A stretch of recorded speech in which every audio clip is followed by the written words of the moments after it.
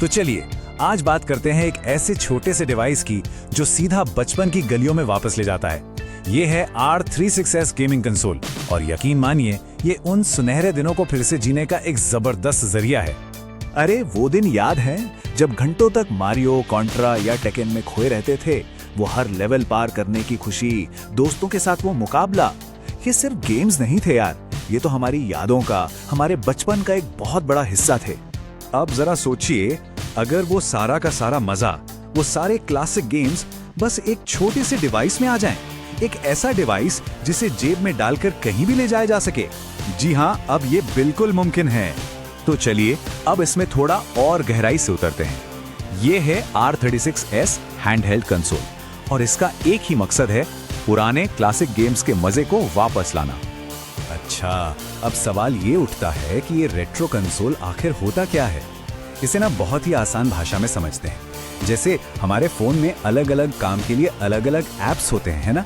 बस वैसे ही R36S में अलग अलग गेमिंग सिस्टम को चलाने के लिए पहले से ही एम्यूलेटर नाम के सॉफ्टवेयर डाले हुए हैं। चलिए अब इस डिवाइस को जरा करीब से देखते हैं। इसका डिजाइन कैसा है और इसे हाथ में पकड़ने पर फील कैसा आता है। सबसे पहली चीज जो ध्यान खींचती है वो है इसकी 3.5 इंच की IPS स्क्रीन। अब ये IPS डिस्प्ले का मतलब है कि इस पर जो रंग दिखते हैं ना, वो एकदम असली और चटक होते हैं। इस IPS स्क्रीन के फायदे भी कमाल के हैं। रंग तो शानदार और वाइब्रेंट दिखते ही हैं, साथ ही ये आंखों पर ज्यादा जोर भी नहीं पड़ने देती। मान लीजिए कोई ट्रेन में सफर कर रहा है और खिड़की से धूप आ रही है, अरे तब भी स्क्रीन पर गेम बिल्कुल साफ, एकदम चकाचक नजर आएगा। गेमिंग का असली मजा तो कंट्रोल्स में है ना? और इस छोटे से कंसोल में सब कुछ है। Classic D pad, 4 action buttons, 2 analogue sticks और यहाँ तक कि शोल्डर बटन्स भी। हर बटन का क्लिक ना बड़ा ही संतोषजनक है, जो गेमिंग के एक्सपीरियंस को और असली बना देता है। और इन अलग अलग कंट्रोल्स का असली फर्क गेम खेलते हुए पता चलता है। जैसे मारियो में वो एकदम सटीक जंप लगानी हो तो डी-पैड बेस्ट है। वहीं टेकन जैसे 3D फाइटिंग गेम में स्मूथ मूवमेंट और लंबे लंबे कॉम्बो लगाने के लिए एनालॉग स्टिक ज्यादा काम आती है। और अब आते हैं सबसे जरूरी चीज पर, मतलब गेम्स। ये डिवाइस सच में गेम्स का एक खजाना है। जी हाँ, ठीक सुना, इसमें 15,000 से भी ज्यादा क्लासिक गेम्स पहले से ही लोड किए हुए आते हैं। इसका मतलब है डिवाइस को डब्बे से निकालो और बस खेलना शुरू कर दो, कोई झंझट ही नहीं। ये कंसोल कई सारे पुराने गेमिंग सिस्टम्स को सपोर्ट करता है। तो अगर पोकेमॉन खेलना है तो गेम बॉय एडवांस का एम्यूलेटर है। टेकन 3 के लिए PlayStation 1 का सपोर्ट है और मारियो जैसे क्लासिक्स के लिए तो NES और SNES दोनों ही मौजूद हैं। इन सभी गेम्स को चलाने के लिए इसमें एक बहुत ही स्टेबल लिनक्स पर बना ऑपरेटिंग सिस्टम है। इसकी वजह से गेम्स बिल्कुल नहीं अटकते। गेमिंग का एक्सपीरियंस एकदम मक्खन जैसा स्मूथ रहता है।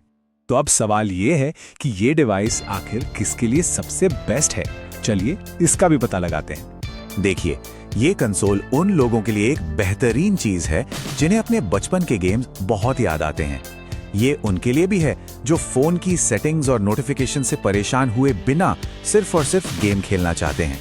ये एक बजट फ्रेंडली ऑप्शन है जो बहुत मजेदार है। और हाँ, इसकी 5 से 6 घंटे की बैटरी लाइफ इसे सफर के लिए भी एक बढ़िया साथी बनाती है। अब देखिए, कोई भी डिवाइस परफेक्ट तो नहीं होता। इसके फायदों की बात करें तो हजारों गेम्स, शानदार डिस्प्ले और एक डेडिकेटेड गेमिंग एक्सपीरियंस है। वहीं नुकसान यह है कि इसमें ऑनलाइन गेम नहीं खेले जा सकते और ये नए मॉडर्न गेम्स भी नहीं चला सकता। और हाँ, जो लोग इसे पहली बार इस्तेमाल कर रहे हैं उन्हें इसका मेन्यू शायद थोड़ा मुश्किल लग सकता है। आखिर में बस इतना ही कहेंगे कि अगर रेट्रो गेमिंग का शौक है और एक सस्ता, पोर्टेबल और मजेदार कंसोल चाहिए तो R36S एक शानदार ऑप्शन है। ये वाकई में कम बजट में बचपन की यादों का सबसे अच्छा टिकट है। तो क्या ये डिवाइस आपके लिए है? फैसला आपका है।